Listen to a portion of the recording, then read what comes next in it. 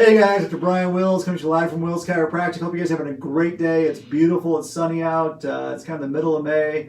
We're kind of winding down hopefully the lockdown thing here. So make sure you get outside, get plenty of fresh air. This whole month is going to be kind of about posture, ergonomics, stuff like that. And today I really want to hit the whole ergonomic thing. We're starting to see a lot of patients over the last few weeks in particular that have been working from home, and your home office isn't set up usually like your actual office is where you go to work.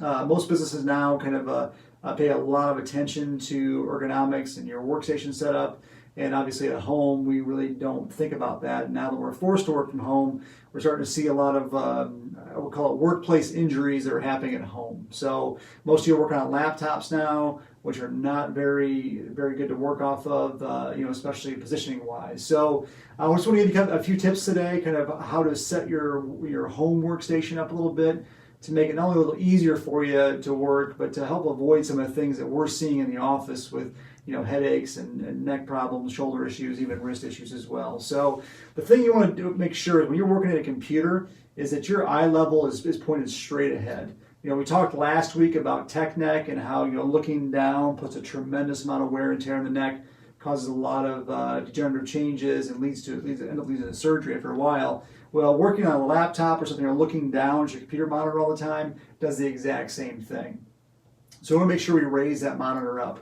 Now again, you guys are probably working on laptops at home, and laptops, obviously you can't move the monitor up and down. So what I've been suggesting to a lot of our patients is they go ahead and buy a wireless keyboard and a mouse so that you can prop that laptop up so at least you're looking straight ahead. So you can use some books to prop it up. You can even get a little stand to prop it up as well, but usually a few books will do the trick there, and use that with the mouse, the wireless mouse and the wireless keyboard. It'll help get your eyes looking straight ahead as opposed to looking down, because again, down is bad, ends up tearing the neck up there a little bit. The other thing that we also run into is people are maybe data entry type of folks, and they'll end up sitting their computer monitor over here, their laptop over here, and they're reading their stuff over here. So they're constantly doing this the whole time. And anytime you're putting that much torque on your neck, obviously, again, going to lead to a lot of shoulder, neck issues, headaches, all those things kind of involved there. So you want to make sure you're kind of looking straight ahead. So book props are real nice. You can set things up right next to it so that you're basically only having to look maybe just a little bit here or there, only here to here and not here to here all the time would work great as well. We're also seeing a lot of folks with lower back pain now that had it before because their chairs are terrible, right? We don't have the fancy office chairs we have at work. We kind of have the kitchen table chair, which is not designed obviously to be seated at for long periods of time. So what I like to do, and what we do at home, is we just got a big exercise ball to sit on. The reason I like those so much is because it actually engages your core muscles. So while you're sitting there and working, you're actually going to work your muscles as well. And we talked about a few months ago, proprioception, kind of that movement of the spine, is a nutrient your brain absolutely needs to be able to function properly. So sitting an exercise ball is a great way to do that. Again, it forces you to kind of stabilize and work your core a little bit.